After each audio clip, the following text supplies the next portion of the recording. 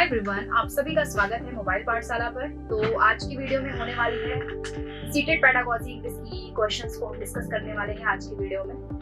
अब आपको क्या करना है, आपको लाइक शेयर एंड सब्सक्राइब करना है अगर वीडियो अच्छी लग रही है, ठीक है। अब आते हैं क्वेश्चंस पर। Guys, which one of the following statement is not true about the audiolingual method? Audiolingual method इसमें से कौन सा नहीं है, ठीक है। ऑडियो मतलब जब सुन करके हम जवाब देते हैं और इस तरह की कम्युनिकेशंस होती हैं तो उसको हम ऑडियोलिंगुअल मेथड बोलते हैं, ठीक है। यहाँ पर ऑप्शंस दिए हुए हैं और इसमें से आपको बताना है कि ये मेथड कौन सा नहीं है, ठीक है। It develops and improve speech habits in students. बिल्कुल, स्पीच की हैबिट होती है जब हम सुन करके जवाब देते हैं, सुन करके जवाब देंगे तो कम्युनिकेट करेंगे और कम्युनिकेशन से हमारी स्पीच सही होती है, ठीक है। Involves structure which are grasped by student directly, permits very little use of mother tongue and lays more emphasis on memorization of the rules। जब हम जवाब दे रहे हैं, आंसर दे रहे हैं तो मेमोराइजेशन तो क्यों बिल्कुल नहीं करेंगे हम, यानी किसी चीज को हम याद नहीं करेंगे, यानी कि डी ऑप्शन यहाँ पर क्या हो जाता है, करेक्ट हो जाता है according to the question. Question कहता है कि कौन सा नहीं है, तो अब हम ऑडियो लिंगुअल मेथड में हम क्या बोलेंगे, बोल करके सुन करके बोलेंगे हम। तो यहाँ सुन करके बोलने की बात हो रही है, मेमोराइजेशन की बात नहीं हो रही है, इस हिसाब से डी ऑप्शन करेक्ट हो जाता है। Next, which of the following statement if true about the grammar cum translation method? grammar cum translation method का मतलब होता है कि हम ग्रामेटिकली ट्रांसलेट करके क्या कर रहे हैं, सीख रहे हैं किसी भी लैंग्वेज को। तो यहाँ पर कौन सा ट्रू है इस मेथड का, इस अप्रोच के लिए कौन सा ऑप्शन सही है? It helps in learning English through mother tongue. It is not suitable for teaching English as a second language. It marks minimum use of textbook. It doesn't allow the use of mother tongue. It helps in learning English through mother tongue. Mother tongue यानी कि जो भाषा हमें सबसे पहले आती है, बच्चे को जो सबसे पहले आता है, जो भाषा जो उसका नेटिव लैंग्वेज है, उसको ट्रांसलेट करके ग्रामर कम ट्रांसलेशन मेथड से उस भाषा को ट्रांसलेट करके वो अदर लैंग्वेज को सीखेगा। तो इस हिसाब से आपका यहाँ पर पहला ऑप्शन करेक्ट हो जाता है, जबकि सब इसके अगेंस्ट है, यानी कि बीसीडी में बताया गया है कि हम ग्रामर कम ट्रांसलेशन मेथड से अपने मदर टंग का यूज नहीं कर पाएंगे। सेकेंड लैंग्वेज में ये एक जो है बाधा के रूप में हम यूज सेकेंड लैंग्वेज के लिए बिल्कुल भी एप्रोप्रिएट मेथड नहीं है। और डी कहता है कि यहाँ पर जो है टेक्स्ट बुक का हम यूज बहुत ही कम कर पाते हैं। तो ये यहाँ पर बिल्कुल भी गलत है, आपका जो करेक्ट ऑप्शन होगा वो होगा पहला, ठीक है। Next, general aim of prose teaching. Prose teaching क्या होता है? गद्य पढ़ाना, जहां पर कहानियां होती हैं, पैसेजेस होते हैं, उसको हम प्रोज बोलते हैं। अब एम हमारा क्या होता है बच्चों को प्रोज पढ़ाने का, क्या एम होता है? Enable student to understand the passage and grasp its meaning. बिल्कुल। Enrich the active and passive vocabulary. बिल्कुल, एक्टिव वोकैबुलरी क्या होती है, जो हम बार बार यूज करते हैं, पैसिव जो हम रेयर केसेस में यूज करते हैं। To cultivate the habit of reading. बिल्कुल, अगर हम बच्चे को जो है पैसेज पढ़ा रहे हैं तो उसकी हैबिट्स हो जाएगी, रीडिंग की हैबिट उसकी बनेगी। यहाँ पर डी कहता है ऑल ऑफ द अबव। तो अकॉर्डिंग टू द क्वेश्चन सारे हमारे यहाँ पर ऑप्शंस क्या हैं, सही है, तो डी ऑप्शन पर हम टिक करेंगे, ठीक है। नेक्स्ट आ जाते हैं। Prose teaching involves model, silent, both 1 and 2 and none of these, ठीक है। कौन सा यहाँ पर करेक्ट होगा? प्रोज टीचिंग हम कैसे करते हैं? मान लिया हम कोई पैसेज पढ़ रहे हैं तो हम साइलेंटली भी उसको पढ़ेंगे, उसको हम मॉडल रीडिंग भी उसकी करेंगे। मॉडल रीडिंग का मतलब होता है हम लाउडली उसको पढ़ सकते हैं, उसको साइलेंटली हम पढ़ सकते हैं। तो दोनों तरीके से हम प्रोज को पढ़ सकते हैं। इस हिसाब से हमारा बोथ 1 and 2 क्या हो जाता है, करेक्ट हो जाता है। क्लियर? सो यहाँ पर सी ऑप्शन टिक करेंगे। नेक्स्ट आ जाते हैं गाइस हम। Which of the following statement is true about the communicative approach? communicative approach जहां पर हम conversation करते हैं फर्स्ट एंड सेकंड पर्सन के बीच में, तो वो हमारा communicative approach होता है, जहां से बहुत ही easily हम किसी भी लैंग्वेज को सीख पाते हैं। It emphasizes interaction as both the means and the ultimate goal of learning a language. सही है। It makes use of real life situation in teaching a language. It is more pupil oriented because it dedicated by pupils needs and interest and all of these। तो यहाँ पर पहला option कहता है कि ये जो अप्रोच है, जो कम्युनिकेटिव अप्रोच है, ये किसी लैंग्वेज को सीखने में मदद करती है। बिल्कुल सही है।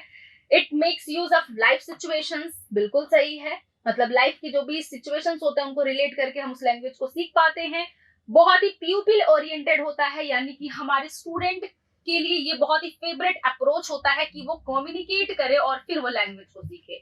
और यहाँ पर डी जो होता है हमारा, यहाँ पर सारे ऑप्शंस को करेक्ट करता है। ठीक है, next, which of the following is an objective of teaching grammar. Grammar सिखाने के पीछे हमारा क्या ऑब्जेक्टिव होता है? Develop students insight into the structure of the English language. बिल्कुल, इंग्लिश लैंग्वेज के स्ट्रक्चर को भी हम बिल्ड करते हैं वहां पर। Enable student to assimilate the correct patterns of language without rote memorisation, है ना। करेक्ट पैटर्न हम बता पाते हैं अपने स्टूडेंट को कि जब भी हम कुछ बोले तो हम किस तरीके से और किस वे में बोले ताकि वो ग्रामेटिकली सही हो। Enable student to express their ideas correctly in speech and writing, अपने आइडियाज को करेक्ट, अगर हम ग्रामर बच्चे को सिखा रहे हैं तो ये सारी चीजें तो हम वहां पर, ये हमारा ऑब्जेक्टिव होता है कि बच्चा सही बोले, सही तरीके से लिखे। ठीक है, तो ये पूरा यहाँ पर तीनों ऑप्शंस में बताया गया है। और यहाँ पर डी ऑप्शन कहता है ऑल ऑफ द एबव, तो ये सारे ऑप्शंस को क्वालिफाई करता है, सब इसमें मिल जाते हैं। तो बिल्कुल जो हम ग्रामर बच्चे को पढ़ाते हैं उसके पीछे का हमारा ऑब्जेक्टिव होता है बच्चा लिखे, पढ़े, सुने अच्छे से। ठीक है, और ग्रामेटिकल यानी करेक्ट वे में वो करे। ठीक है, next, which method is also called the classical method। classical method हम किस मेथड को बोलते हैं? तो वो हमारा आंसर है ग्रामर ट्रांसलेशन मेथड को हम क्लासिकल मेथड बोलते हैं। डायरेक्ट मेथड, जहां पर हम टारगेट लैंग्वेज यानी कि जो भी लैंग्वेज हम सिखा रहे हैं केवल उसी पर फोकस करें, मदर टंग को हम इग्नोर कर दें। बाइलिंगुअल मेथड होता है कि जब हमारी जो मदर टंग है उसको रिसोर्स मान करके, है ना, दूसरे लैंग्वेज को हम सिखा रहे हैं, यानी दो लैंग्वेज को हम मिला करके किसी लैंग्वेज को सीख रहे हैं, तो हमारा बाइलिंगुअल मेथड होता है। आर्मी मेथड होता है जिसको हम ऑडियो लिंगुअल मेथड भी बोलते हैं, आर्मी मेथड को, और की मेथड भी बोलते हैं। यानी कि आर्मी मेथड के तीन नाम है, एक तो army method, audio lingual method और की मेथड। ठीक है, तो आर्मी मेथड का मतलब होता है कि जो लैंग्वेज हम सिखा रहे हैं केवल उसी लैंग्वेज को हम ड्रिल मेथड के थ्रू बच्चे को एकदम सिखा रहे हैं, मतलब कूट के वो भाषा उसके अंदर हम भर दे, वो हमारा आर्मी मेथड होता है। ठीक है, नेक्स्ट, ऑडियो लिंगुअल मेथड में आप क्या करते थे? सुन करके कम्युनिकेट करते थे, तो सेम हम वही काम आर्मी मेथड में करते हैं, यानी कि army method is equal to audio lingual method. ठीक है, next, grammar is the soul of language, the science of language, the theory of language, या ऑल ऑफ द एबव। तो ग्रामर हमारा साइंस, किसी भी लैंग्वेज का सोल होता है, साइंस का लैंग्वेज होता है, किसी थ्योरी का लैंग्वेज होता है, ग्रामर में सभी चीजें आ जाती हैं। ठीक है, नेक्स्ट आ जाते हैं।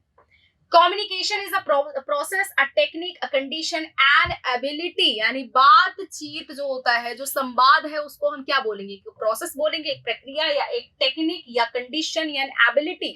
एबिलिटी क्या होता है? क्षमता। तो संवाद करना कोई क्षमता नहीं है। हाँ, हो सकती है कि अगर आप जिनसे नहीं बात करना चाह रहे हैं तब आप उनसे बात कर ले जा रहे हैं, तो communication is your habit. Condition क्या है? शर्त है कि आप उनसे बात करके ही रहेंगे। और टेक्निक है, एक टेक्निक है कि आप कैसे बात करते हैं, और अब प्रोसेस एक प्रक्रिया है कि आप संवाद कैसे कर रहे हैं। तो प्रोसेस में ये हमारे तीनों इंक्लूड हो जाते हैं, इस हिसाब से हमारा प्रोसेस यहाँ पर क्या हो जाता है? करेक्ट हो जाता है। ठीक है, The unit of teaching in the direct method is a word, a sentence, a structure of phrase। अब हम डायरेक्ट मेथड में क्या करते हैं? डायरेक्ट मेथड में हम सेंटेंस, या बोलो आप सेंटेंस बोलो या आप स्पीच बोलो, हम पढ़ाते हैं बच्चों को सीधा। ठीक है, जो भी हमारा सेंटेंस है वही हम केवल फोकस करते हैं उसी पर। सेंटेंस हमारी स्पीच जो भी हम बच्चे को सिखाना चाह रहे हैं, डायरेक्ट मेथड में हम वही बताते हैं। तो वर्ड तो सिखाएंगे नहीं हम, ऑब्वियस सी बात है, वर्ड तो सिखाएंगे नहीं, हम सेंटेंस पर फोकस करते हैं। तो यहाँ पर हमारा बी ऑप्शन करेक्ट हो जाएगा। नेक्स्ट,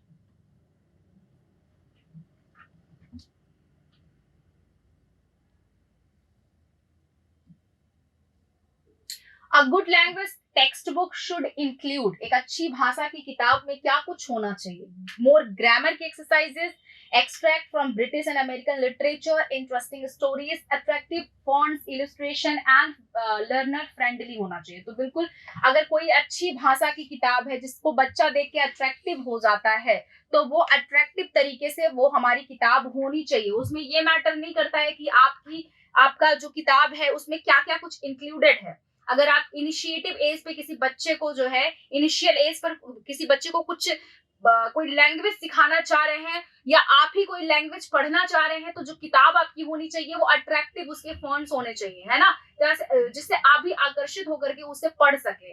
अपना उसमें आप कंसंट्रेट कर सके, आपको वो बुक इंटरेस्टिंग लगे, अच्छी लगे, ठीक है। तो अगर कोई लैंग्वेज की टेक्स्ट बुक है तो उसमें ये सारी क्वालिटीज होनी चाहिए। इस हिसाब से आपका डी ऑप्शन क्या होता है, करेक्ट हो जाता है। One of objective of teaching vocabulary is not to, जब भी हम क्लास में बच्चे को वोकैबुलरी सिखा रहे हैं तो हमारा कौन सा ऑब्जेक्टिव नहीं होना चाहिए, कौन सा ऑब्जेक्टिव नहीं होना चाहिए, नॉट पर ज्यादा फोकस करेंगे, नहीं होना चाहिए, ठीक है। Able to use word in different context, different context में आप वर्ड को यूज करें। Enable learners to use the dictionary, अगर आप बच्चे को वोकैबुलरी पढ़ा रहे हैं तो आप ये कभी भी नहीं सोचेंगे कि बच्चा डिक्शनरी का यूज बार बार करे, तो ये हमारा ऑब्जेक्टिव नहीं होगा। वोकैबुलरी पढ़ाने के बाद से हम बच्चे को ये बोलते हैं कि आप कॉन्टेक्स्ट का क्लू लेकर के उसका मतलब निकाल लें, ताकि आपको बार बार डिक्शनरी को टच ना करना पड़े।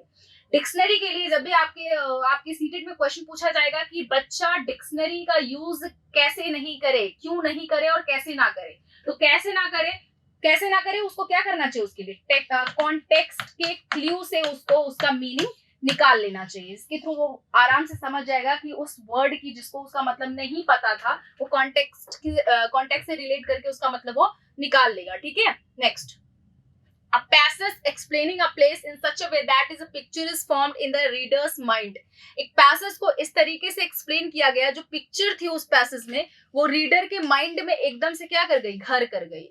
तो इस तरह के हम नरेशन को, इस तरह के जो है एक्सप्लेनेशन को हम क्या बोलेंगे, एक्सपोजिटरी, आर्गुमेंटेटिव, डिस्क्रिप्टिव या नरेटिव। नरेटिव मतलब होता है हम कहानी जब कहते हैं कोई चीज, जैसे सिंपली हम कोई कहानी किसी को बता दिए। डिस्क्रिप्टिव का मतलब होता है वर्णन करना, और जब आप किसी चीज को डिस्क्राइब करते हैं तो आप उसके पोर से लेकर के उसके टॉप तक जाते हैं और उससे इतना कुछ रिलेट करके आप बताते हैं, डिस्क्रिप्टिव वे में बताते हैं कि रीडर के माइंड में वो क्या कर देता है, वो फिक्स हो जाता है, वो पिक्चराइजेशन रीडर अपने दिमाग में करने लगता है। तो डिस्क्रिप्टिव यहाँ पर वे आपका करेक्ट हो जाएगा, सी ऑप्शन यहाँ पर करेक्ट है गाइस। आर्गुमेंटेटिव वाद विवाद करना, डिस्कशन करना, और एक्सपोजिटरी का मतलब होता है जैसे न्यूज़पेपर में क्या होता है, एक्सपोजिटरी तरीके से, एक्सपोजिटरी अप्रोच में आपका न्यूज़पेपर प्रिंट होता है, ठीक है। तो वो एक अलग तरीका हुआ, लेकिन अगर आप ऐसा कुछ भी एक्सप्लेन कर रहे हैं जो रीडर के माइंड में एकदम फिक्स हो जा रहा है, तो आपका जो वे है उस चीज को बताने का वो डिस्क्रिप्टिव वे है, ठीक है।